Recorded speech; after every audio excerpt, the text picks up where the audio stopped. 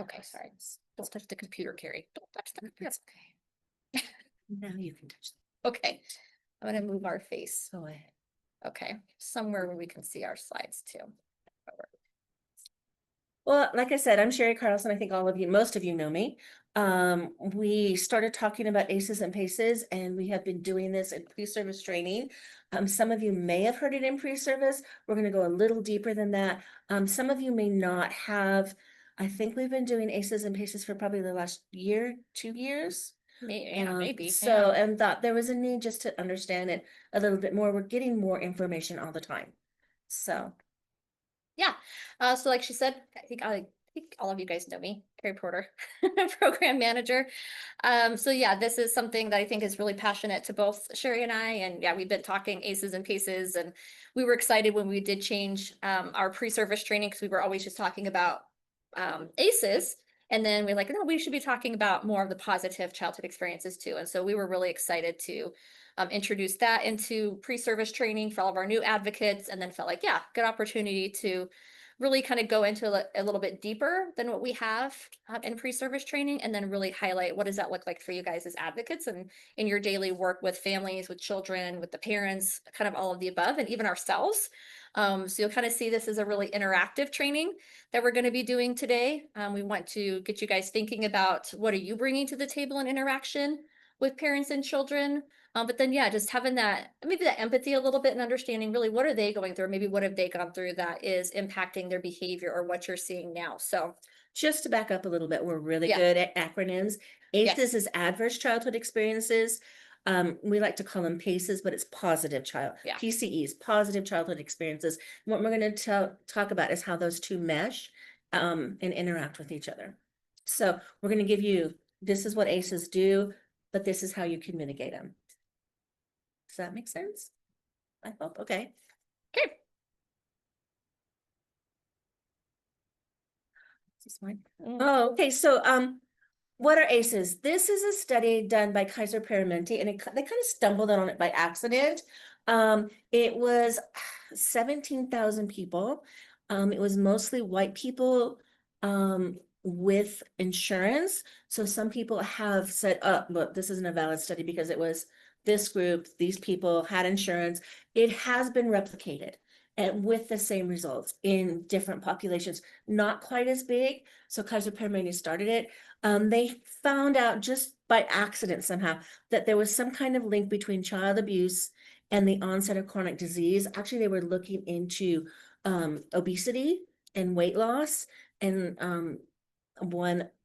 the story kind of goes, one doctor asked the question incorrectly, led to all of this. So probably a little more complex than that, but they started looking at how do these adverse childhood experiences lead to later chronic health issues? So there's so most of the families we have, if not all of them, have experienced some ACEs. The children, obviously, being removed from your home is probably a big one. They've probably had others. And then the parents sometimes have had those adverse childhood experiences. They don't even realize it's like, this was normal in my life. And sometimes if we start listening to them, we find out that they've had multiple. So, there's abuse, there's physical, emotional, sexual, there's neglect, physical neglect, emotional neglect, and there's household dysfunction. So substance abuse, mental illness, incarceration, DV, and divorce. So what do you think could be some factors that contribute to ACEs, to adverse childhood experiences? Like other factors maybe that aren't even, we were doing a mentee on this. We were doing a mentee on this. Okay. Sorry, this is gonna be your first interaction. So if you guys can bring out your phones. I know, this is gonna be interactive. Oh, yes. So I think some of you guys have probably done some mentee work. Maybe some of you guys haven't, but this is going to give us the ability for you guys to interact with us by also being anonymous, if that makes sense. So our first mentee is going to be As soon as I can find out where the mouse is. I know, it's hard finding your mouse, huh? It is. Oh, here it is. Here it is. Okay. I may have to. Is this an app we have to download? No, No, you should not have to download. nope. It's on your web browser. What do we use to participate? Is there an app I have on my phone? Yeah, so Willing, you could either do it on your phone or on your computer. Go to menti.com. Okay, Yeah, MENTI. Yeah. Do we just need to share our screen? A different, go to maybe our share screen. If you don't like, I'll let you pick what screen. There we go. There we go. Yep, we're gonna give that to you. Yeah, we're working on it. That's okay. It's just the computer's struggling a little bit. It's not happy with me. Um,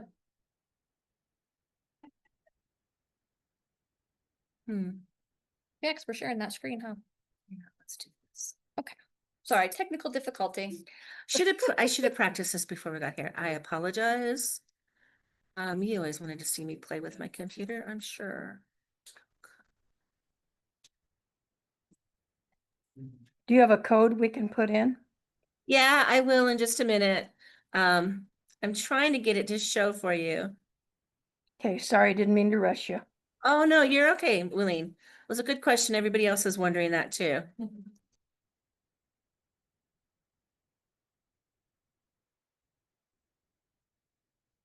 All those files duplicate your screen.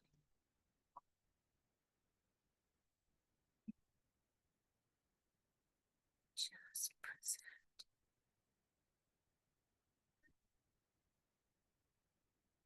it. Talking to it helps. Oh, there we go. Okay, so the code is at the top of the screen. Willeen, I don't know, can you see that? So it's eight. Yes, I can five. see it. So Thank you. 8508 3960. And you can type in, I think, 200 characters. Yeah. So again, so kind of like what Sherry's just saying, what could be some other factors or life events? So we talked about physical abuse, emotional, we talked about what domestic violence, things like that. What else may have happened in your life, in a child's life, that could lead to an adverse childhood effect that you can think of? No right or wrong answer, just yeah, what do you think could possibly happen in a child's life that could cause a long-term impact?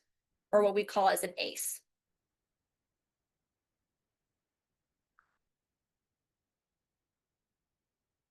Yeah, death in the family, perfect, yeah.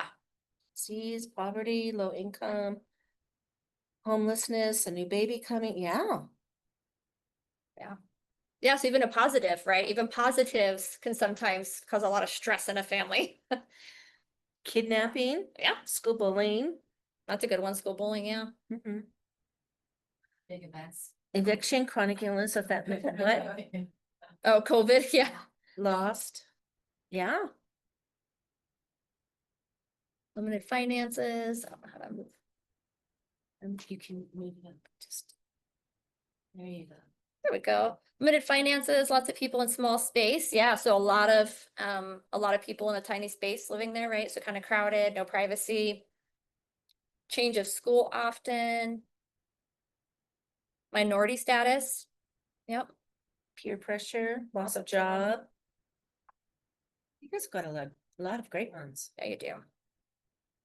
I want to know who in here was kidnapped. That'd be scary. It would be scary. I did have somebody approach me once and I just ran. How old were you? I was little. I was walking between my grandparents' grocery store and their house in a little town called Wetmore. And I just remember somebody pulling over and yeah, anyway, long story, but yes, same, I have an ace. Yeah. Somebody tried to kidnap me. So these are all changing schools often. Yes. Peer pressure, loss of job. We went through all of this. Good ones. Yeah. Okay, you want to keep talking? I'm gonna try to switch over. Yep. Yeah, I like that too, moving multiple times, right? So we see that with our kids, witnessing the parents fighting, right? So we're gonna talk about domestic violence a little bit. We know that even babies, right? Little ones pre-verbal, that domestic violence, just being in that environment actually impacts them more than verbal children. And so, yeah, domestic violence fighting in the home is definitely a huge issue. So, See now. yeah. I just want to change our screen, huh? Mm-hmm. That's okay. Okay. Or we can do it without our notes. Well, the notes are nice. Okay, excuse me. Didn't think about this. We should have just embedded it. It's okay.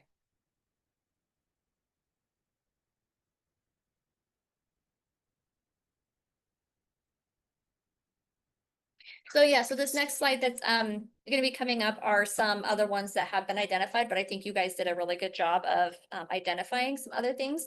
You know, in the very beginning, they talked about just 10 ACEs is what was identified in the original study. But we know over time, and now obviously, like you guys just identified, that there are a lot more than just 10 things that impact children and impact families. So a lot of those that you guys just identified. So yeah, things have definitely changed since that original study was done. There's showing.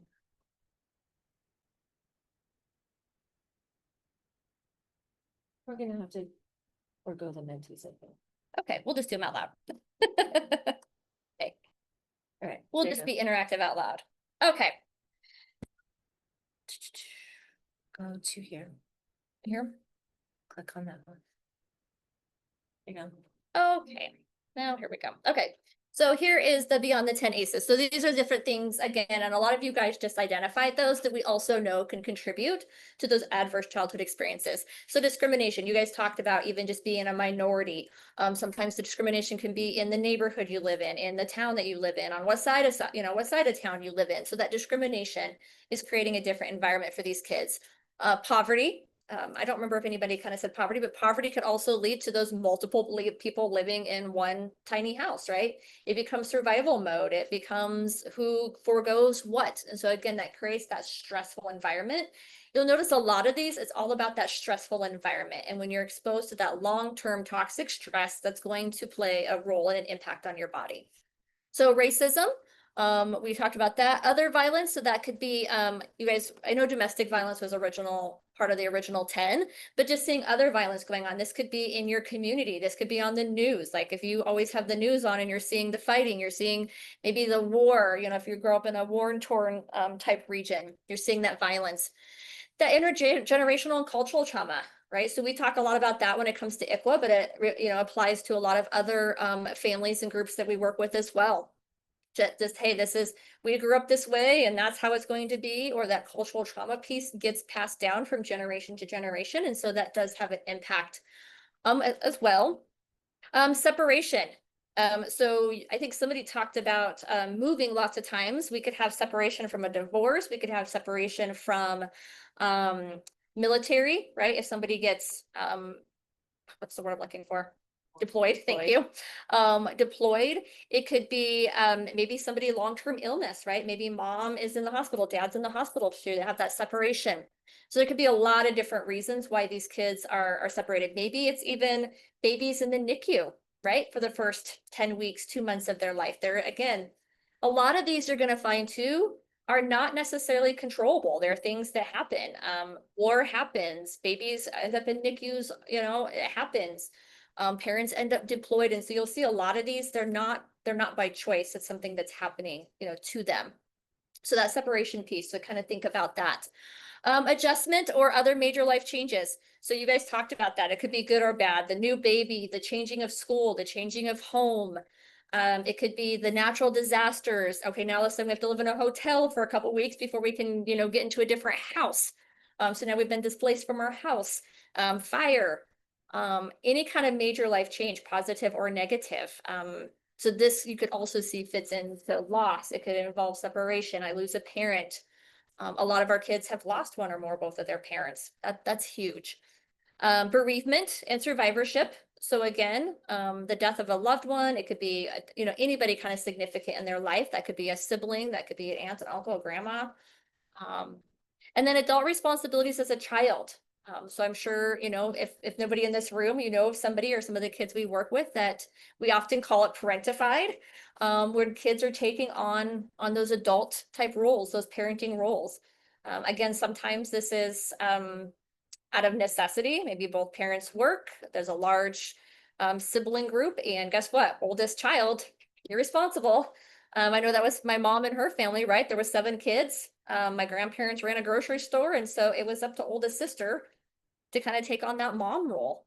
And so they kind of just do what they have to do out of necessity, but that also, unfortunately now we look at it as as being parentified, or they're having to grow up too fast, or they're being put in that parental role. And some of our cases is children that are having to take care of their parents too, because the parents are not capable of doing that. So that child that's, getting mom up in the morning or saying, hey, I'm gonna be late for school.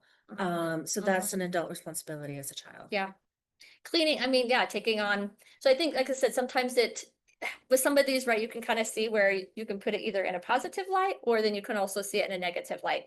Oh, they're responsible, or they help me keep the house clean, or, this is their responsibility or chores. But on the other hand, okay, how far does it go? Is it impacting them? Is it causing trauma? Are they having to be too much of the adult? Yeah, in fact, we just had one come in today, kind of similar situation.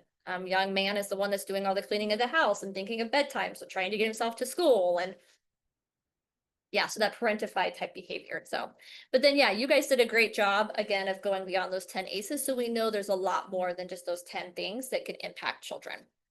Also, maybe some of you have heard about an ACE calculator. If you haven't, we'll show you one in just a little bit. If you look online at different ACE calculators, the questions may be slightly different. They're still hitting all of these areas. They're just asking it in a different way. Okay. This doesn't mean that one ACE calculator is better than another one. Yeah.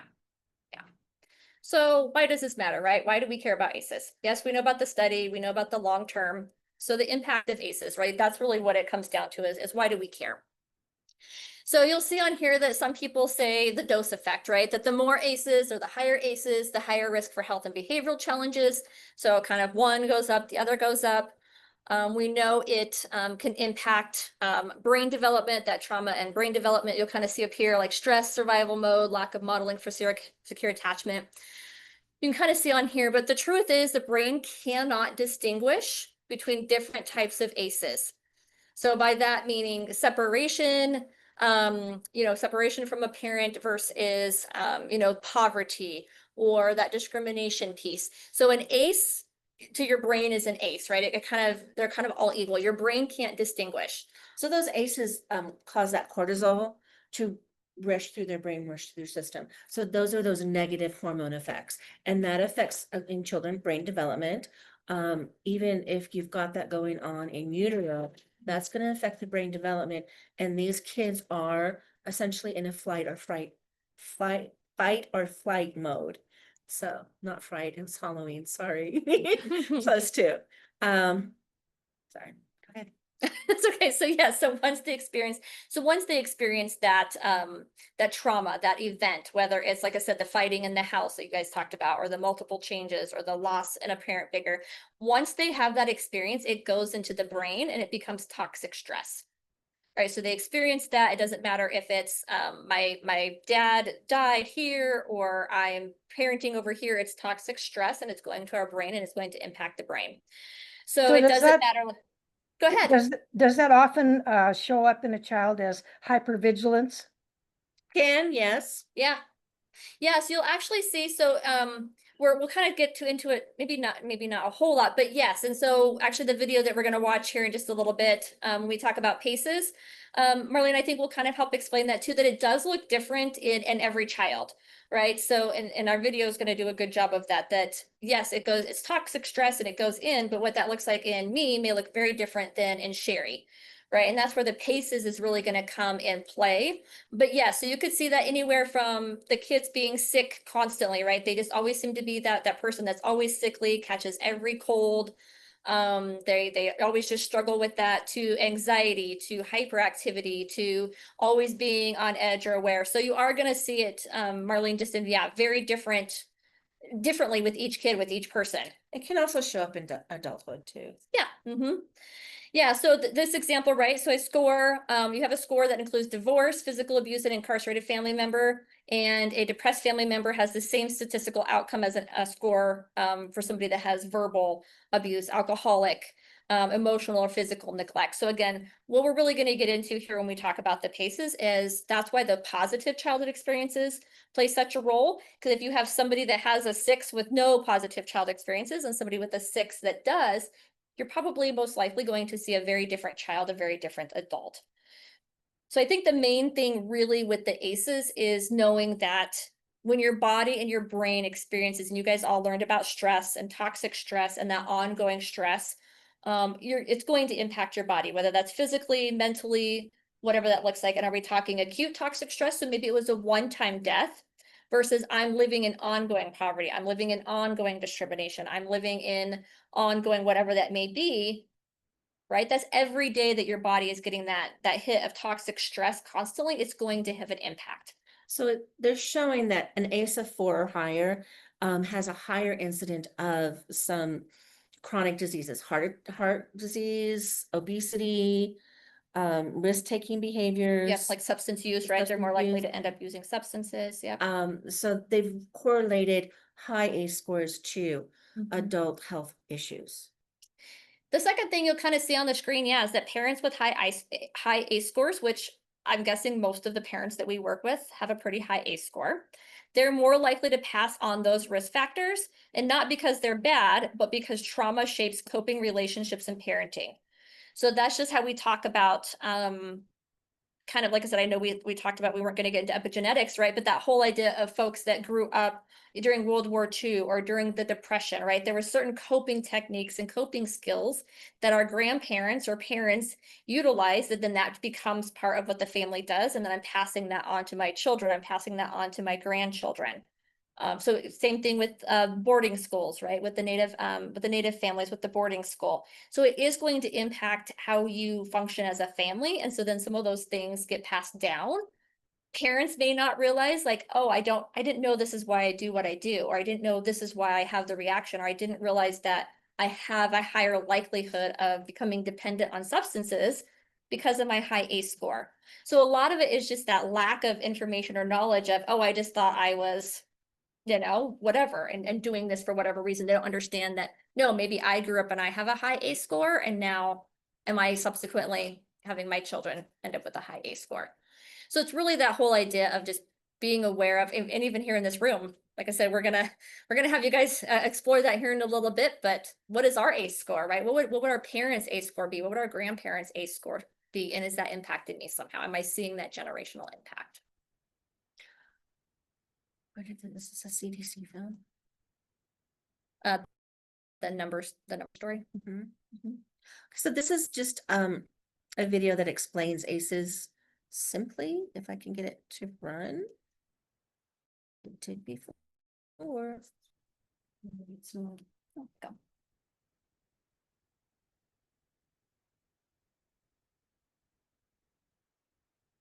Maybe not. Here we go. Here we go.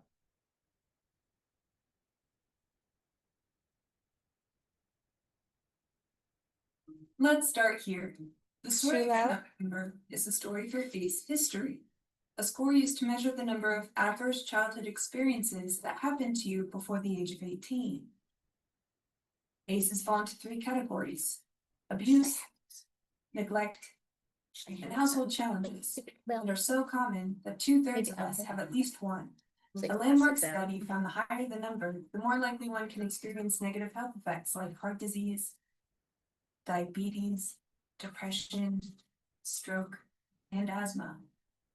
The number is connected to an increased probability of lots of bad stuff. But you are not a number. The number is simply an entry point to your own personal story.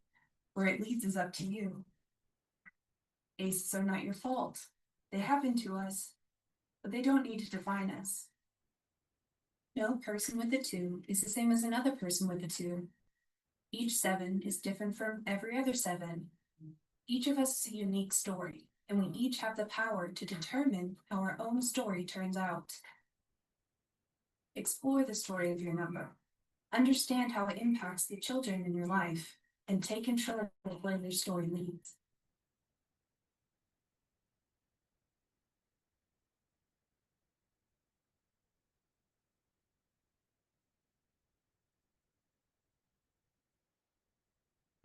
So we have, do you want to take one of these? We have an ACE calculator for you to do just that. Just the phone. Somebody's phone.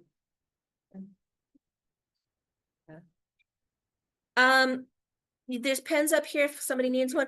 You don't have to fill it out if you don't want to. You can just look at it and count it up. But we do have the ACE question. So It can be a powerful step in understanding our stories, in healing ourselves, and helping the children in our lives. So these 10 ACEs are not only forms of childhood adversity, but other things like racism, discrimination against LGBTQ communities, or people with disabilities, for example, poverty, immigration, natural disorder, and violence in our community are just as important for us to understand if they are part of our stories. In fact, if your number is a 0, it doesn't necessarily mean you didn't have any childhood adversities. It's just, you may have you may have dealt with those things not measured in the original ACE study. So Blaine, yeah, sorry, this is something that if you ever want to do in the future, we can get you a copy, or you can go online and find an ACE study.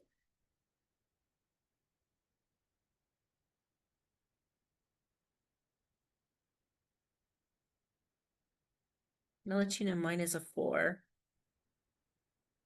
I don't remember what mine is. It's been a long time. Mine is a 4.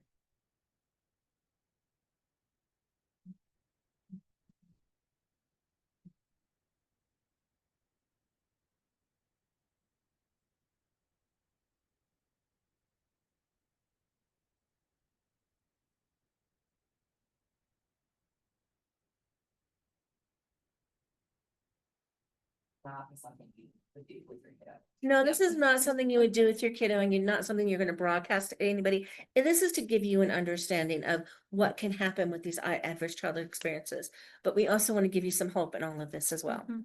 We'll kind of give you examples, yeah, later of how you might bring some of these up without doing the questionnaire, but some conversations to kind of give you an idea, or in the back of your head when you're hearing and reading some of this stuff about our families, right? You're going to be kind of thinking, ooh, that's an ACE. Ooh, that might be an ACE. But we're going to give you guys some examples of how to have these conversations here in a little bit. I still want something to be like. Yeah, no, let's do your ACE score. Okay. I know that, do you know, say that part right there? I don't know if you can read it. Maybe. Yeah, the 2/3 of us. It can help, Mhm. yeah. So 2/3 of us have some sort of ACE, okay? And have some by the time and you just moved. I'm sorry. She just changed it on me. Thank Yeah, you. no, I did. Um, Sorry, it's there. So it's surprisingly common to find out the number of ACEs you have according to the original ACE story. Answer yes or no. We've just given you that. But 2/3 of us have at least one or more ACE. I know a lot more like doctors' offices and obviously therapists, different folks are using the ACE questionnaire with families. I know some like when you're pregnant or having those conversations. I don't know, did they do anything like this with you, Shayla, when you had Bridger? Do you know? Remember? I don't think so. Okay. Yeah, that's kind of surprising. So they are trying to get it out more and more where professionals are having these conversations with people. But how was that for you guys taking that test? Was it awkward? Was it weird? Were you surprised by the questions, how basic they were? Any thoughts about it? Well, you're natural. I mean, Mhm. you don't know that everyone's kind of strange, but Yeah. I know all families are strange in some Right. ways, but it's normal for you. Mhm. Mhm. And Right. if there are issues, it's tricky. Yeah. Mhm. Had anybody taken their ACE questionnaire before? Oh, a few of you. Okay. In what I guess in regards to what, or what aspect, if you guys don't mind sharing? I was a teacher Uh-huh. with this Okay. several years. Oh, nice. Oh, the ACE training or with your students? It's great. Oh, okay. That's awesome. Yeah. Anybody else? What they did it for? Had a therapist that just did it as a baseline. Oh, I love it. Yeah. It's great. Oh, just with us. We like to keep re-traumatizing you, Linda. Yeah. Scott, do you have a question? So not that we would do it with it, but Rimrocker was that they were gonna start screening kids for this. I haven't seen it on the kid I worked with, has anybody else seen it on You mean Riverstone, right? Not Riverstone? Riverstone? Yeah, that's what I sorry. I was like, I think They probably do it not like this. This is gonna be like some of those questions. Have you ever seen like that first initial where they're talking about why they came into care and that history piece? So they're probably doing it in a different way besides sitting down and doing this. But that original screening, they do go through a lot of this. Yeah, I agree with what you just said, because I was gonna say, no, it's my kid. I was gonna say, I agree, I've never seen anything like that, but then when you mentioned They asked me a lot of questions about. Yes. Did he spend time with NICU? Yeah, look at that kid's Very first report important that we get. parent, Like. Yes, And I think they're gonna that's what they're asking. tailor care according to those answers. Mhm. Not saying you did anything wrong, but hey, if we're looking at this, we need to incorporate some of those positive childhood experiences or look for those with this child and make sure they're there. So yeah, I think they're doing it just in a different way. They're not going to sit down and fill out this questionnaire, but the questions they are asking are leading to some of these things. And in that kid's first like report that we get back from them, you'll see a lot of those things. If you kind of look back through it now, you're going to see some of those things answered. Yeah. So Yeah. So this is something fun that we wanted to do. Again, just to show that yes, John, we're all a little weird, right? So these are fictional characters. So actually up here, and then you have, excuse me, a little bit more detail on the handout that we're just doing. But fictional characters, and the number of their ACE score. So there's a couple of them on here that Sherri and I didn't know, so we're hoping that you guys know. But the list should include a variety of people, so there's somebody in there that everybody knows, or at least 2 or 3. Yeah, so we looked at what is 11 on, oh no, 11's not on, 11's on that. What's that, 11? Who's 11? But. Yeah, So you guys will see on here kind of fun. So Harry Potter, right, had a 4, which we said that, you know, a lot of adults, right, have a score 4, all the way up to Cinderella with a 10. Right, and so you kind of have the different explanations on the handout that we just gave you. Okay, why was she a 10? What were her likely ACEs that she experienced that made her a 10, right? So she had emotional abuse, she had neglect, she had a loss of a parent figure, she had family dysfunction. We're going to get into the PACEs here in a little bit, but kind of again, just interesting to look through to see a lot of the people that we know. You're going to kind of start, I don't know, I don't want to say judging, but kind of thinking about people that maybe you watch on TV or people that you run into like, ooh, that's an ACE. Ooh, they had a really high, I bet you their ACE score is a 5, right? Type of thing. And so this is just kind of a fun way again to take a step Yeah. back and look at yeah, ACE scores without Yep, that we using have them. real people. Question is, because I don't remember exactly, is 4 the threshold? Is that why he's all saying 4 plus? oh, Or- on this thing. Yeah, Yeah. 4 is the threshold, yes. And you'll kind of see up here kind of gives the actual number. You know, so Elsa, and that's even from Frozen. Elsa had an 8, right? So if you want to know more why emotional neglect, isolation, that family trauma, overprotective parenting. We didn't know some of these people. We didn't know Jessica Jones, and we didn't know. Jessica Jones is a Marvel. You had to dark look her up. character, I believe. Yeah. So, okay. But then you've got, the Lannisters, right? You've got Tony Soprano, Walter White Jr., if anybody watched, you know. Game of Thrones, or So, yeah, interesting. So, so here's the big thing though, taking that test and reading through these things is remembering that your number doesn't define you, right? Like the video said, it's what happened to you. It doesn't have to define you. 1 in 6 adults, and you can even see on here, all of them, but 1 in 6 adults experiences 4 or more ACEs. So that's, 1 in 6. So 1 in 6 of us, 61% have had at least 1 ACE. that's where those that 2/3 comes in. Yeah. So the other statistic sometimes too is that preventing ACEs could reduce the number of adults with depression by 44%.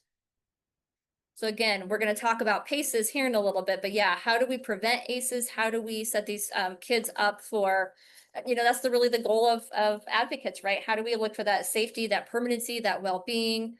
Are we preventing ACEs? And that could, reduce depression by 44%. So you guys took your score. We didn't ask you to share them, but by taking that and doing that, how might this help you empathize with the parents who may be carrying similar or even higher ACE scores that we're working with? So again, how might doing this and seeing your own number help us empathize with the parents that may be carrying similar or probably even higher ACE scores? What are thoughts on that? Well, for me, I was definitely triggered. Okay. But I guess from that point of view, doing this test, I'm gonna be able to go out there and kind of not familiarize with them in a way. I'll share, I don't care. I got a 6. Mm-hmm. And so, I might not understand some things, some other things, but I might be able to understand. You might empathize with them? Yes, Okay. yes, sorry. So, That's okay. but yeah, so I definitely, this was nice to take this test. Mm-hmm. Maybe it a lot, but Mm-hmm. it, like I said, when I officially get out there to do this type of work, I'll know that I was in some of these places. Yeah. And I like what you always share, like, I have to remember that when I'm looking at these reports, that was like the worst time in their life, and not to judge them. Yeah. And so, yeah, so hopefully that's. And we didn't great. introduce Alicia, we didn't introduce anybody. Alicia is our newest program advocate. So Hi. new to the team. Not to put her on the spot, but Day 5. day 5, Yeah. Yeah. yeah. But you're absolutely right? That's, yeah, that compassion, the empathy piece that, yeah, that we all have a history, we all have a story. Some of our scores may be higher, maybe lower, but yeah, recognizing again, but yeah, their number doesn't define them. And that's why I love this picture here. It says, how beautiful is it that your past does not define you? Your present story is being or is being woven into something beautiful new. And honestly, I just think like I have the most beautiful family ever, most beautiful supportive parents, but I have to remember that just as much as I'm learning to be a mother still, like at that time they were still learning too.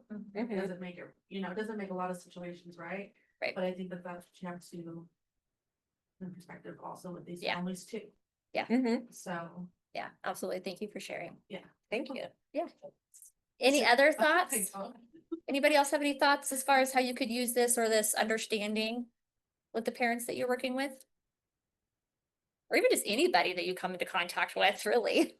It helped me have compassion, so I'm on a case for my mom, on the case, the substance use and some of the mental health concerns that just reading through that paperwork in the department, I was like, you have like all of these, like every single one of these on here, like it gave me such like respect for her that she's still standing, because I don't think I'm as strong as she is.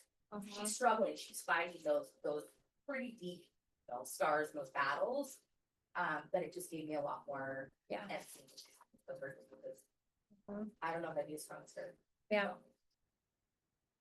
I love how you take something that would normally be looked at as a negative or a deficit, but turning it around to a strength that she's still there, she's still fighting, she hasn't given up, yeah.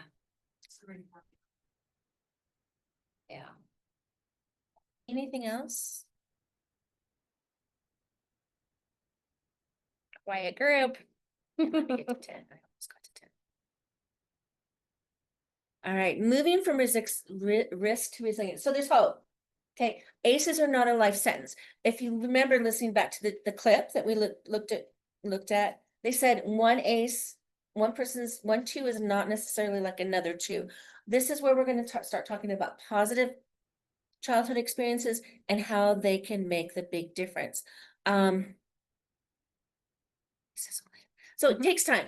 Know that there's positive childhood experiences. We can reverse those ACEs, but it likely took a lot of time for those ACEs to build up. It's going to take a lot of time to reverse those ACEs. Okay. There is a book by Dr. Bruce Perry and Oprah that is What Happened to You. That's the title of it. So, and it's just thinking about that and trying to think about how we relate to children and how we relate and the questions we ask. So the example I have is a school secretary. You've got a little kid who, through no fault of their own, they don't drive, they don't have an alarm clock, they're coming in late every day.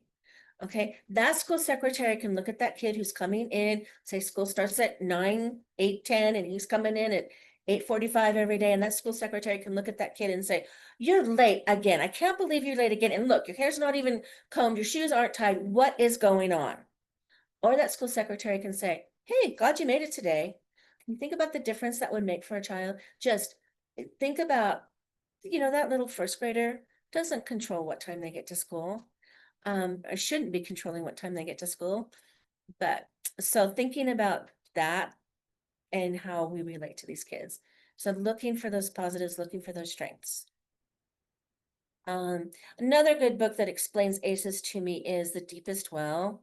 Some of you have probably heard me say that, by Nadine Burke Harris. And that just gave me a deeper understanding of ACEs. And hints a little bit at positive childhood experiences, but not deeply, goes real deep into ACEs. So, What was but it, what was the title again?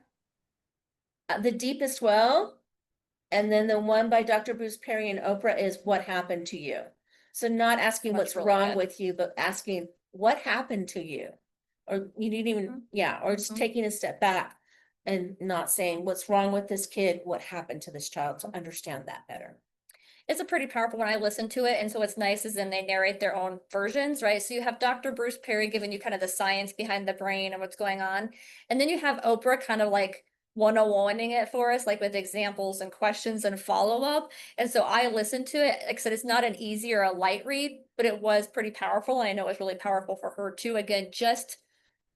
Again, how do we reframe things and how do we be curious and ask those questions and realize that everybody has a story and that story is impacting maybe what we're seeing today in being compassionate and having the empathy a little bit. So I thought it was a really good book. I thought it was one that every caseworker should have to read and different things. So yeah, I think it's again, just understanding what happened to you and you were seeing that result of that behavior now. So I would recommend it, but I would recommend listening to it if you can. Both books are really good. Listen to. Yeah. They are.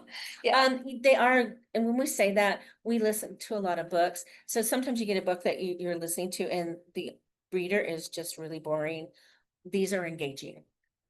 So, and that's what these books are good to listen to means. Okay, so again, how does this apply to you?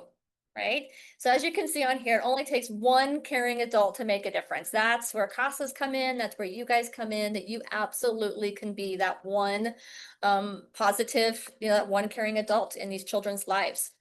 The science, as you guys can see on here, shows that positive experiences, that environment, those relationships, those connections in childhood help lessen the impact or the effects of that adversity. So again, it's kind of like that counterbalance. We have the ACEs, but then we're going to have the PCEs, right? That are going to help counterbalance that. They're going to prevent or even reduce some of that toxic stress that we talked about earlier with every ACE, right? That toxic stress, we're going to hopefully help come out and promote healing with the positive childhood experiences. So you guys are that caring adult, can make a huge difference in a child's life, and it really can go into adulthood. So I know we're talking a lot about kids with ACEs and kids with PACEs, but all of this applies into adulthood as well. So we can continue to get adverse experiences as an adult, but we can also continue to build positive experiences as adults. So this is not something that just stops magically at 18 or at 21. And so there are proven ways. The reality, right, in life is that we're always going to have stress. I don't know about you all, but right, stress is still very much real. And whether that's life, it's financial, it's health, it's divorce, it's what's going on in the world right now, right? There's a lot of stress in our world, but yet that research, like I said, shows that how a parent responds to that stressful situation. So it's more important how they respond. So whether they have the capacity to cope in a healthy way, the skills that buffer, it's actually much more important how the parent responds than the situation itself.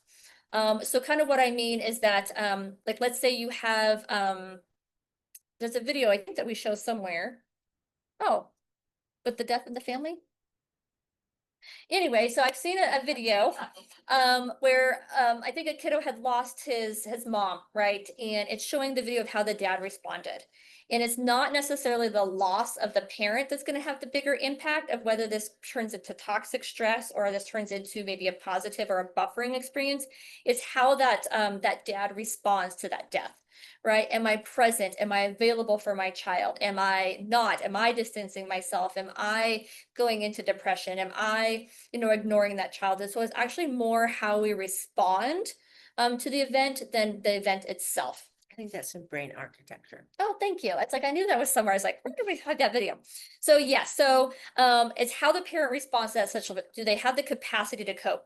Do our parents, how did their parents handle them when they were stressed? Do they even have the tools and the skills on how to cope, how to buffer the children from the situation? So as individuals, right, as advocates, as people in the community and people in your neighborhood and people in your families and your churches and your schools, right, we all play a part in supporting those families. So even just the example that Sherri gave, the school secretary, right, that daily interaction, just how she or he responds, right? It could be a buffering or it could be a toxic stress. And so it's really important that that we all play that role in supporting families and helping caregivers manage that stress. Are they able to function in the face of that adversity? Do they have the tools? Do they have the coping skills? We also know because a lot of our families, right, are struggling with mental health or substance use issues. So again, do they have the support systems? Are they able to cope and handle the stressful situations that are coming their ways? So there's a couple different ways how we can help. Are you okay with me keep going? Sure. Okay. So there's a couple of different ways that we can help, really just encouraging that self-care. And I know self-care is one of those words that get thrown around a lot, but it is super important. We can be asking those parents how they're taking care of themselves. What does that look like? You have a lot on your plate. You're having to take UAs every day. You're going to parenting 3 days a week. You've got mental health evaluation or, mental health therapy. You've got drug and alcohol group this day. You're trying to find a job. You're trying to pay the rent. How are you taking care of yourself? Like, again, like you kind of saying, like, how do you do that? Like, I am impressed. Like you're stronger than I could be. Like, what are you doing? How are you taking care of yourself? If they're open, be ready with suggestions like, oh, I'm not doing anything, or who's got time for self-care? Right, really encouraging and talking to our parents and our families that we have to take care of ourselves. Because if we're empty and you can't be there for your kid, right? You can't do what you have to do. You're going to burn out at some point, or you're going to be looking, to substance use again, or you're going to be digging deeper into that depression. And so really encouraging that self-care from the parents that we work with, that it's okay, almost giving them that permission. Like, yes, you have all these tasks to do, but when is your downtime? When are you sleeping? When are you eating? Okay. Taking the pressure off. We know parenting is stressful, right? Even if you have support, if you're healthy, mental health, if you've got good coping skills, we know that parenting can be really stressful. And so normalizing that fact, right? Like recognizing, whether it's through humor, through you sit through a visit and it was rough. Just be honest with the parent, like, ooh, that was a rough visit, right? Like point out the strengths, like, what did you do? Or yeah, you tried everything I would have tried. That was just a rough visit. Maybe little Johnny's just having a really bad day, but normalizing that parenting is hard, that it's not easy, that we could all use a parenting class. The best parenting tip I ever got was, as a parent, you're gonna make at least 10 mistakes a day. Yeah. It's just gonna happen. Yeah. So, Yeah. that's gonna happen and your kid's gonna survive regardless. Yeah, all of our kids are going to end up in therapy, right? So how do we normalize that? That yeah, I know my boys need therapy, right? So like we there is no book, right? There is no, but they're judging themselves because everyone around them is judging them. They've got a caseworker, they've got a judge, they've got a child's attorney, they've got us, they've got a guardian. Everybody's judging their parenting and reminding them like you don't have to be perfect, right? I'm not a perfect parent. You certainly can't be a perfect parent. Like we're looking for good enough, like you did a good job, right? Remember, we're advocating for the children. That is our job to advocate for those children, but very rarely do the parents hear the good things. So if you can see something good and pointing out to the parent, sometimes boosting that parent up and advocating for that parent is advocating for the child. Now can be a slippery slope at times. But we're looking for the best interest of the parent. If we can boost that parent a little bit, why not? Yeah, set them up for success, right? We want these kids to reunify and never come back into care, right? So not just the Band-Aid approach. So yeah, normalizing, share your own stories, like, oh, when my son was 3, like, oh, right, like, be careful, like, like, oh. So I think to some like normalizing that, sharing your own stories, recognizing that, yeah, like I wasn't a perfect mom, but yeah, what tools and skills are you learning? Help them plan for that. So you can see up here, the second one is making those connections, right? So I know we don't run parent groups or things where they can connect, but we're aware of some of those. So really encouraging them. If they have little ones, is there some kind of a play group that they can go to? Is there some kind of a group parenting class that they can go to? Can they join the PTA? Can they join or go to the soccer games? Go to the kids library hour. Yeah. There's, preschool Mhm. libraries hours, there's music classes, there's lots of free Yeah. stuff out there. If you can't find it, we will help you find it. Yeah. I mean, if the parents can't find it, there's many things out there. So, Yeah, social connections are huge, right? That's one of the protective factors along with that resilience piece. Again, we're not meant to do this alone. I can't imagine trying to raise children alone. We need that social piece. And so encouraging them to that you don't have to do this alone. Who are your people? And if you don't have people, let's help build those people in your life. Build up those social connections. Yeah, so really encouraging that piece. And then mapping out support, right? So encouraging that learning piece. Again, anybody that's been a parent, right? You know that it's a learning process every day, and one child's very different than the other child. So what worked for this one is not necessarily going to work for that one. And so who are the other people and communities and support? Where can they get the tools, the education, encourage? You guys see that most of our parents, if not all, are required to do some kind of a parenting class. Is it the right parenting class though? Those are not a one size fits all. If it's not the right parenting class for them, really encourage them to, hey, speak up and find a different parenting class, or maybe you need more than one. And that's okay too. Again, how do we normalize that? Get them the tools, encourage that learning that we all wish there was that book, right? Of how to parent our children so that they don't need therapy someday. So, and then be a role model. You guys are engaging with these kids. Sometimes you're going over to the house, sometimes you're going to visitation. You guys can be modeling that positive, that nurturing, that interaction, that not letting everything get under your skin, like picking and choosing your battles. You don't have to, fight everything that the kid does. Like, sometimes when they're reunified and on a trial home visit, those parents may need help setting up chore charts or like what's appropriate discipline, or I've never done this sober. What does this look like?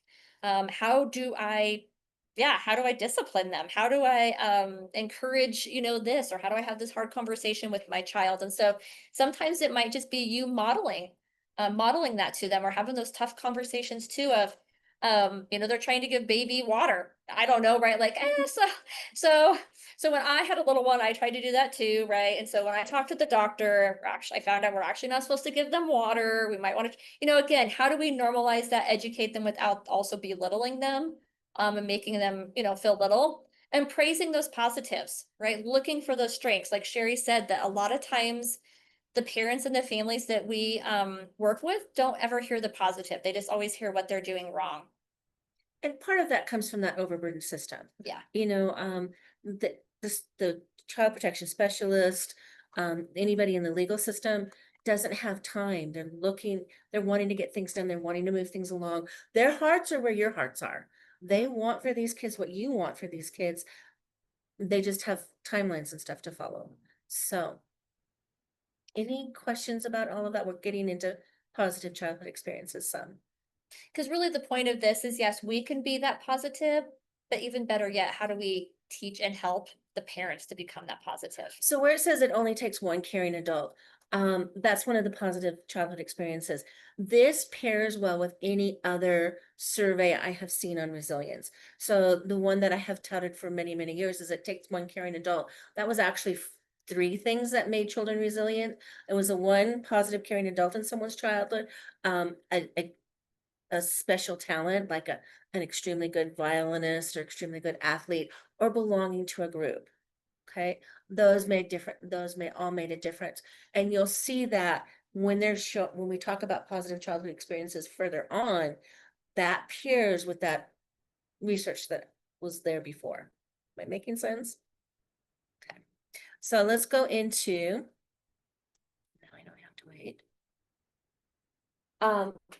Just a short video on explaining positive childhood experiences, and then we'll go a little deeper. Hopefully. Takes a while.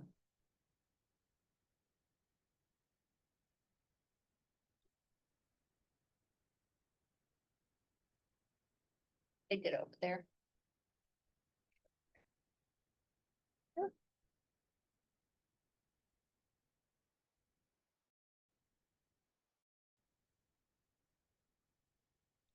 Childhood is a critical period of life. Those growing brains are working hard to make sense of each new moment and store things away for later. Child experiences adversity. That critical development can be compromised in the moment and throughout their lives. Fortunately, just as adverse experiences can harm, positive experiences can heal and change the course of a child's life. Even one caring adult can help to create a safe and predictable environment, help a child to build coping skills, and foster resiliency. When adults are present in the moment, when we listen without judgment, and when we encourage natural curiosity, we can strengthen their sense of safety and well-being. Positive childhood experiences extend beyond the home too. Teachers, coaches, and friends who care are powerful protective forces. We want to rewrite that and add CASAs to that Don't list. underestimate the power of community and culture.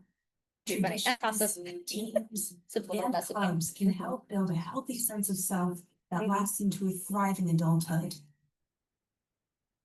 It's never too late to care for a child and help put them on the path to a healthy future.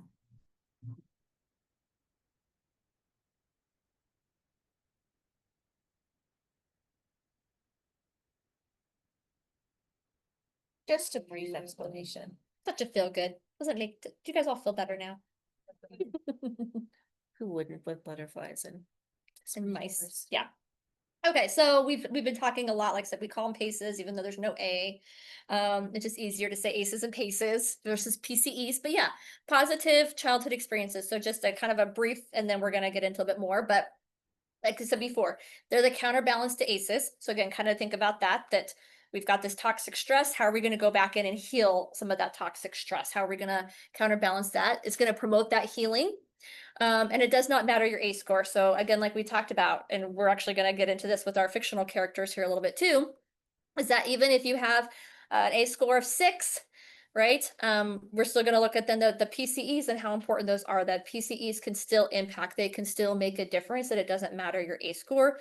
It's never too late. And I think keeping that in mind for ourselves, for these children and the parents that we work with, or anybody in your life, that yes, you couldn't come from a really tough place, but we can get those positive experiences in there and we can do some healing and some moving forward and stopping some of that generational cycle.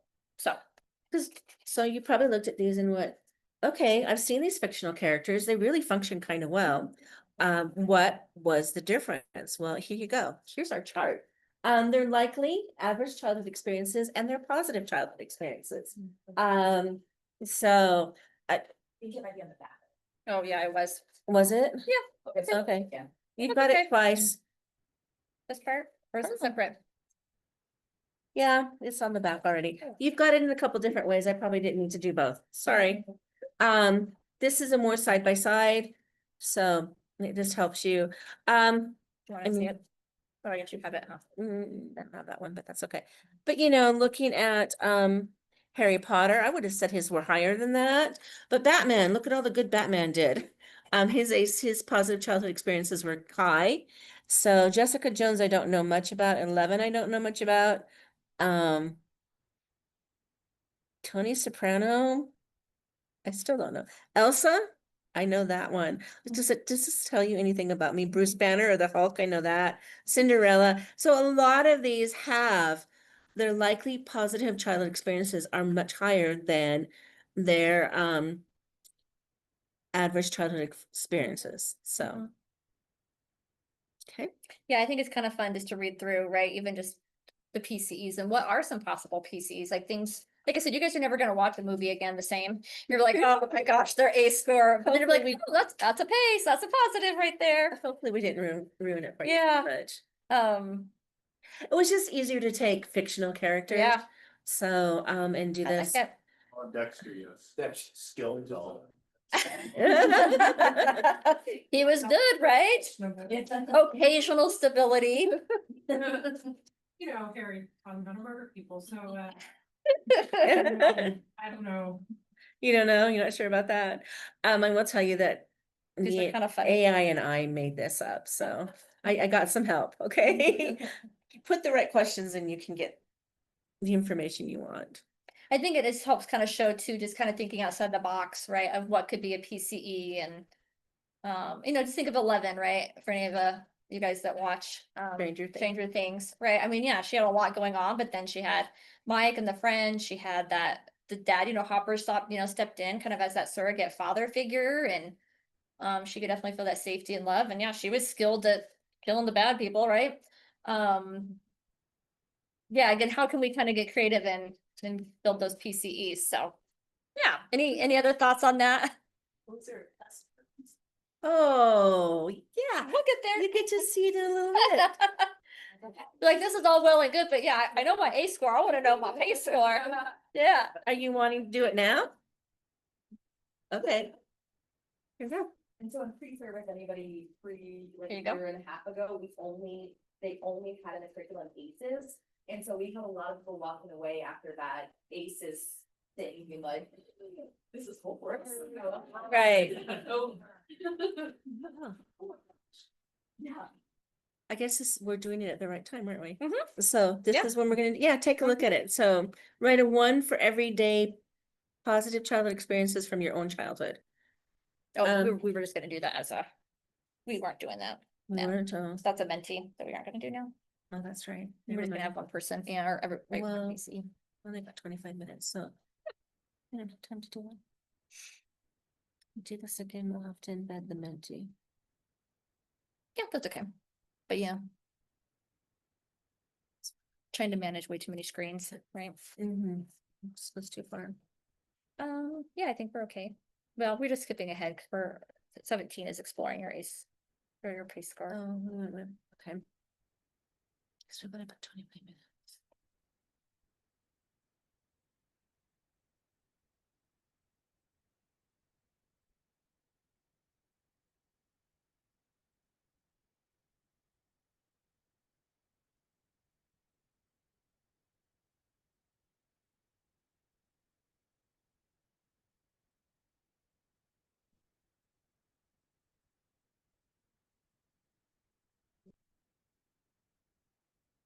Yeah, I guess. You're gonna do it.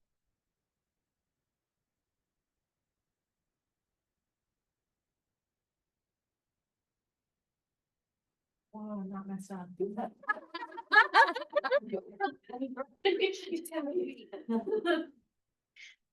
Does that give you a little more hope? Oh, yeah, I'm not feeling depressed now. Good. I know when I did mine, I was depressed for a while, but it's like, oh, wait a minute. And then we started talking about childhood experiences.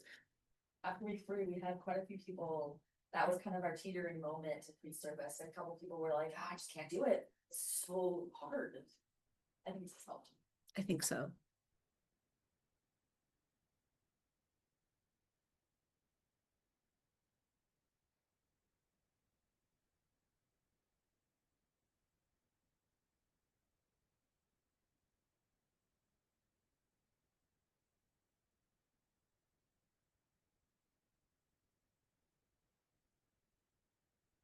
Yeah, I'm not sure if I've done a. No, it's ACE. I don't know if I've done a PC, to be honest with you.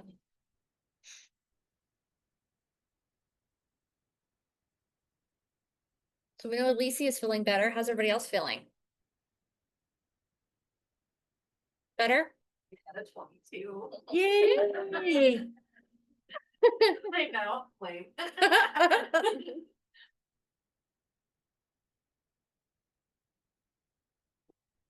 I wouldn't overthink it. I would just say yes or no, go with your original gut.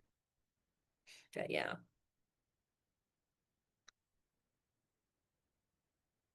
So again, I think something to kind of think about too, right, with your kids or with the parents, some of the PCEs, right?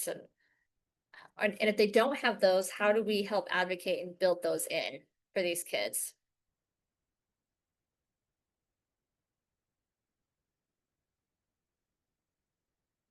Well, I think in this, like, it's just a reminder, sorry, Linda, not even here, that it's like, when things were like kind of off at home, Mm-hmm. like, I'll just use this as a scenario, I was able to go to their home. Yeah. And like, whether that was playing games, being outside, jump roping, like, I remember a specific memory of them making like those little individual pizzas and us having like a pizza party, like, it was just a nice, Mm-hmm. like, to just escape whatever was going on there. Yeah. And just feel comfort in somebody else's home. Yeah. That you knew that you were wanted there. Yeah. So you're the best. You are, so. No, you really did. So it's just Yeah. like, as I know it's like 6, I got all like happy, because it's just like, Mhm. you know, it takes a village. It really does. Mhm. And so I'm glad that they were a Yeah. part of my parents' village. And you never know, right? Linda probably didn't think twice about that. Yeah, she probably didn't. But never knowing, right, the impact or the difference that we could all be making in everybody's lives, which is something simple of, yeah, just having the neighborhood girl over, right, to join my girls for a pizza party or for whatever, and knowing, okay, that played a role and gave you a positive childhood experience. Yeah, That's huge, right? I think so too. And it's like, you know, they were huge, like they have been huge on their faith, and that's what my parents always wanted us kids to get involved in. Mm-hmm. And so like they would always take me to church, and so like, I don't know. So yeah, it does really take a village. So thank you so much. All right. Oh, do you want to go through this? Yeah, I can. So yeah, so what you guys just talked about or what you guys actually were answering, and again, the questions are always going to be worded just maybe a little bit different. But did you have somebody that you could talk to? Could you talk with families about your feeling or talk with family members or family right, about your feelings? Who did you express your feelings to? Did you feel like your family stood by you during difficult times? Again, as we talked before, it's not always the difficult time that makes the difference. It's how did the family respond to that difficult time? That's what has the bigger impact. Did you participate in community traditions? That's, I think if you guys look at the Tony Soprano one, right? That was a big thing for him the culture, the community traditions, the Sunday night dinner, the going to church, whatever, right? Did you have community traditions or family traditions? Did you feel supported by friends? So kind of that, what Sherri was saying earlier, that belonging piece, right? Did you feel like you belonged anywhere? You had at least 2 non-parent adults who took a genuine interest in you. That could be your neighbor, your teacher, your coach, your CASA, right? Who else in your life is taking that interest in you and supporting you and encouraging you? Did you feel safe and protected at home? And did you feel a sense of belonging in school? So again, that sense of belonging piece. Those are all can contribute to the positive childhood experiences. Yeah. True. So positive childhood experiences reduce risk and build strength. Even among adults with 4+ ACEs and those with 6+ ACEs, they have significantly better mental health outcomes if they have higher positive childhood experiences. I give all mine to my mom. So, or a lot of mine to my mom. So she made sure she had those traditions. She was always someone we could talk to. We always, she incorporated a lot of those in our life. And again, when I talked about the very first video, when they said not every 2 is the same, that positive childhood experiences is what makes the difference. Okay. One child with a 2 can have more positive child experiences than another child with a 2. So, and I need to go a little quicker. Whoops. No. Okay.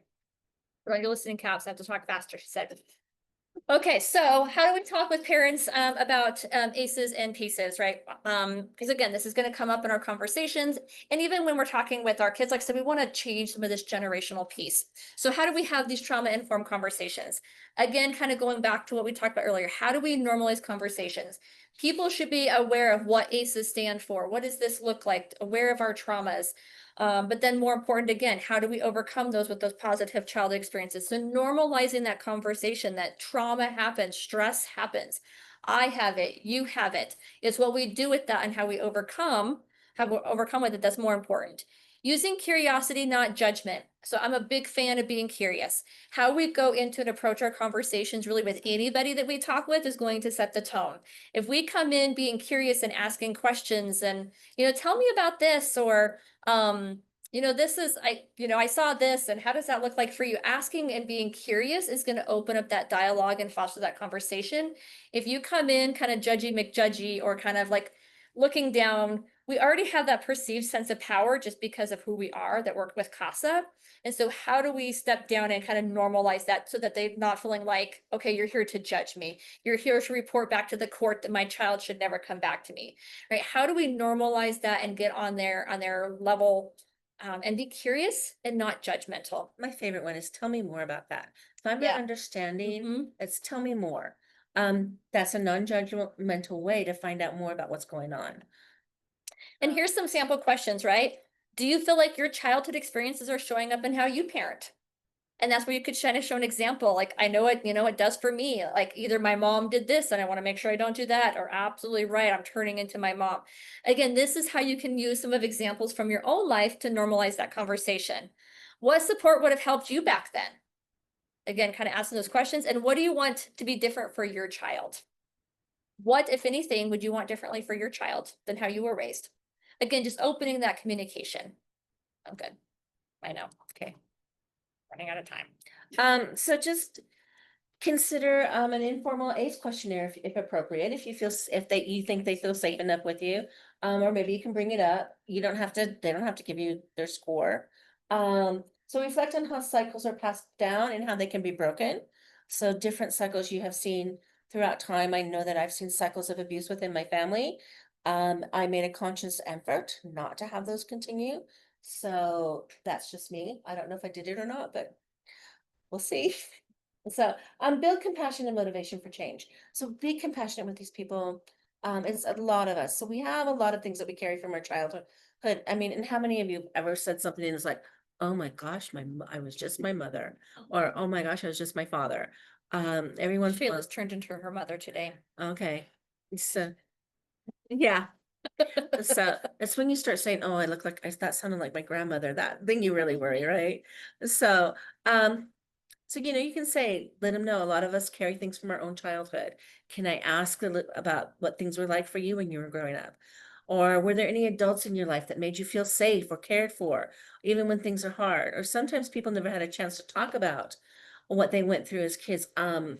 Or if you ever feel like sharing, let them know I'm here to listen. I had one former student that I met several years after she graduated. She had had her child removed, and she finally, it dawned on her that all the things she went through childhood, and I knew she went through some hard stuff, didn't know all the hard stuff she went through was affecting how she was raising her child. It took her having her child removed to do that. Got her child back pretty quickly, is living a successful life. So, and that recovery court did that for her. But sometimes they just don't stop and think about, ooh, I made it through that, but they don't think about what that did to him. So what parts of your childhood do you not want your child to go through? What's something you wish someone would have done for you when you were a kid? Just thinking about that. So be strength-based, forward-looking. You've gone through a lot. You're still showing up for your kid. That's powerful. I think one time in this office, we were talking about a mom who kept getting positive UAs, but she kept showing up. She kept going to the UAs. That was great. That's a positive. She probably knew she was gonna have a positive test, but she loved her child enough. She had to do this. She was doing it. So you may not look at it as a positive, but there's a way you can switch it around. So, what's something you've already done to help your child feel safe or loved? Or maybe you can show that out, point that out to them. It's like, hey, when you told me that your child, Shayla's example is a unicorn, when you told me your child needs that unicorn everywhere they go, that was making sure your child felt safe and loved because that unicorn meant something to them. Okay. Or if you could picture the kind of adult you want your child to become, what do you think they'd say about how you raised them? That'd be a tough question. That'll be a tough question. I don't know if I'd ask that one, but it's there. Oh, think about that with your own kids, right? Yeah. What a parent of mine. Okay, so again, I know we have to go through this quick. You guys will be getting our slides, so you guys can look through these notes too. So yeah, just really helping them, and you guys will see this, creating a foundation of love and support. Again, we're not looking for perfection. We're looking for that consistency, the moments of safety, that connection, that joy, things at home that you can do, right? Listening to just how your child feels, right? We don't want to dismiss their emotions. That's very real to them. Their reality is very real to them. Even just simple things like saying I love you or I'm proud of you, and your kiddo hearing that on a consistent basis. What should all children be able to hear? And so it's how powerful words are. Having those routines. So kind of going back to what we were talking about earlier. Do we have bedtime stories? Do we have breakfast on Sundays? Do we do different chores together?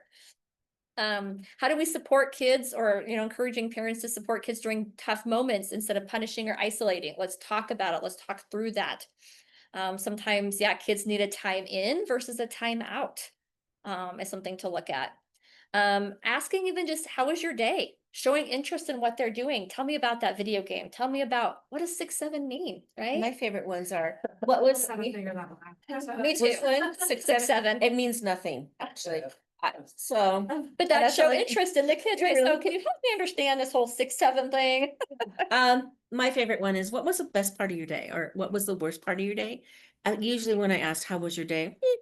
But if I say, what was the best part of your day? They're sitting thinking about, okay, this is the best part of my day. Mhm.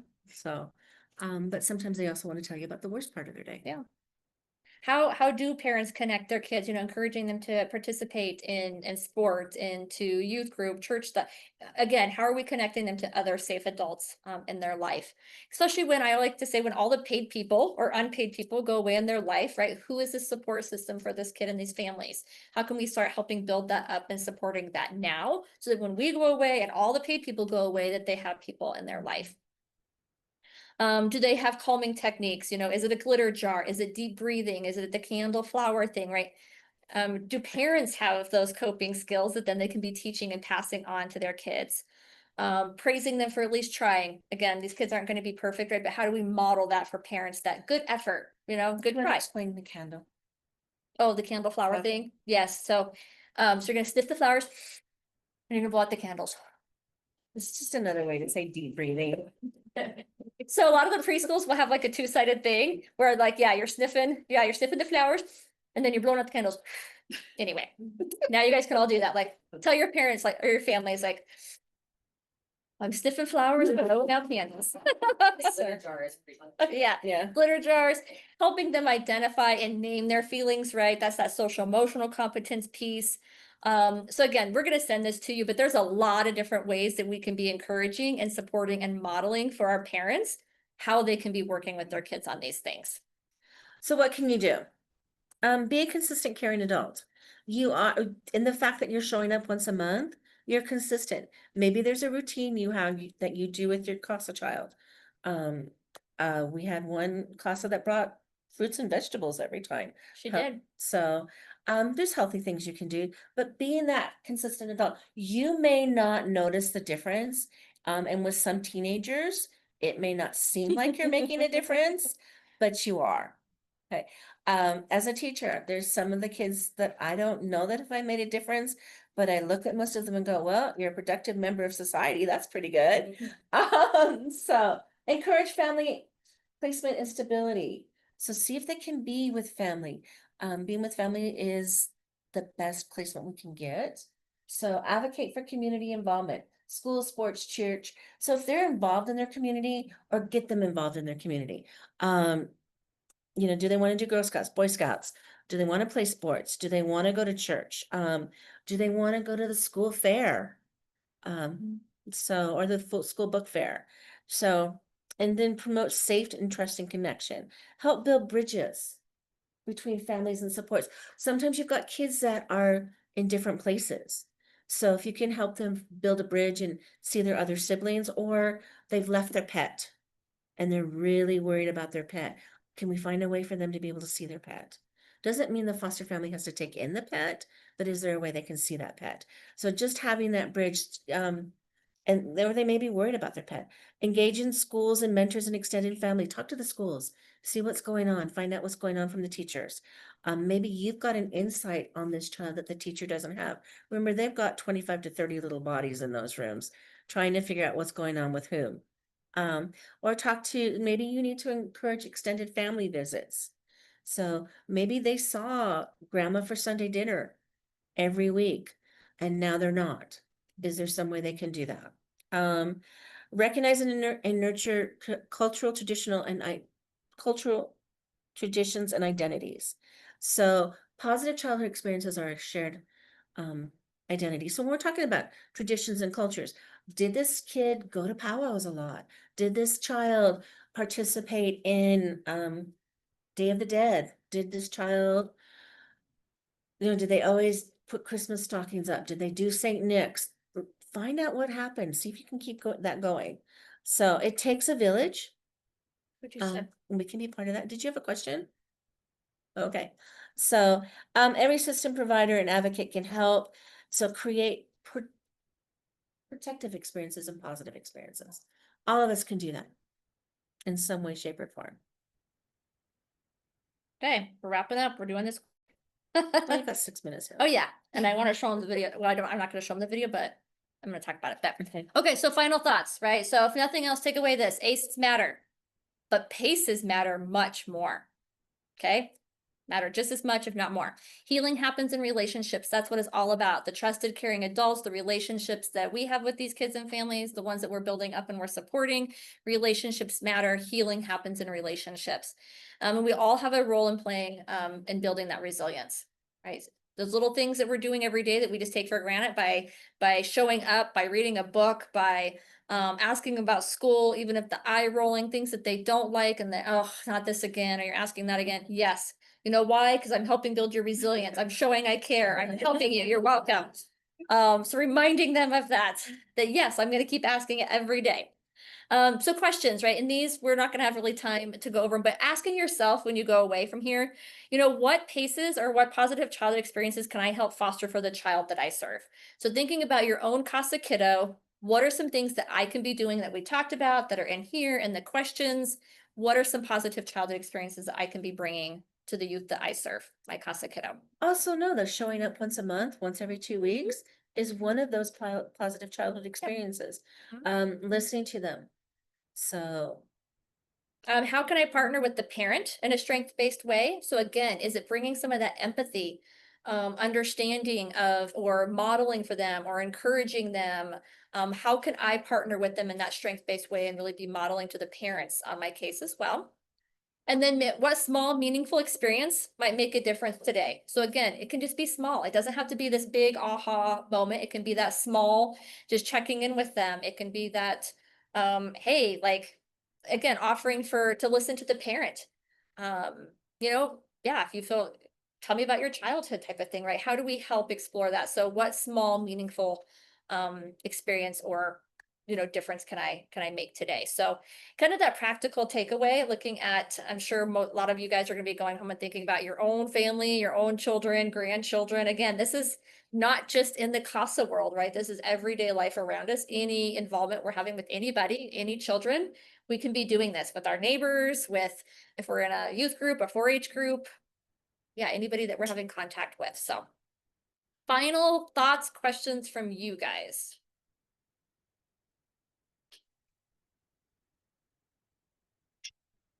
I appreciate. You guys are a tough crowd today.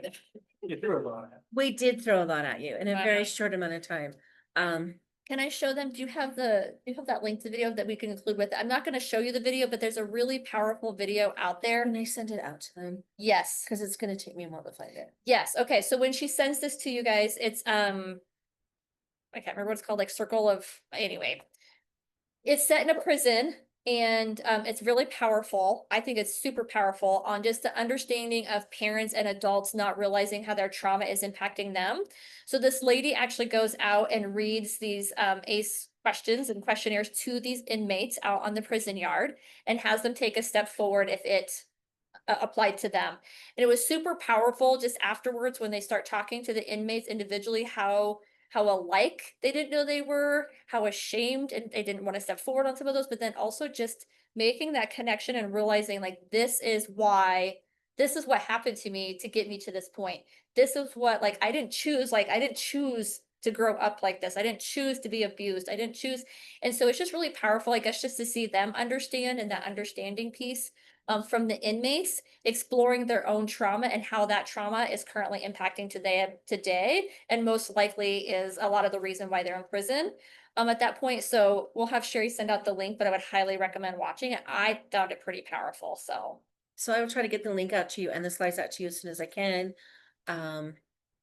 Hopefully by the end of the day, but you never know what's going to come along. Any questions at this point? I have one piece on there. I think there are some barriers for both our foster families and our biological families to access some of those either community events, they may not know about them. Mhm. And then same with like those community building things. So definitely reach out to the office because we do have some different resources that would pay for sports and things like that, because that is a pushback that I've seen and I've heard where parents are like, well, I'd love to get my kid involved, but I'm working 2 jobs and I can't even afford to, you know, have a nice dinner. And so. Sports gear is expensive. Yeah, so there are lots of resources, so definitely if you have questions, there's a couple different organizations in town. I've just seen that quite a bit where kids are unifying with their parents and their parents are like, I can't afford gymnastics. Nobody can afford gymnastics, though. Nobody can. But there are different resources, so definitely reach out to our office because I don't want you know, those paces to be taken away from the kids or even foster kiddos. It's expensive and it's a lot. So know that Carrie and I are here. Anybody in the office is here. If you have any questions, just shoot us an email or call us and we'd be glad to answer them. We have some of those books in our library if you want to check them out. If you're a reader, not a listener. Yeah, feel free to check those out. Yeah, thank you guys. Thank you. Yeah, heavy topic. Yeah, I agree, but hopefully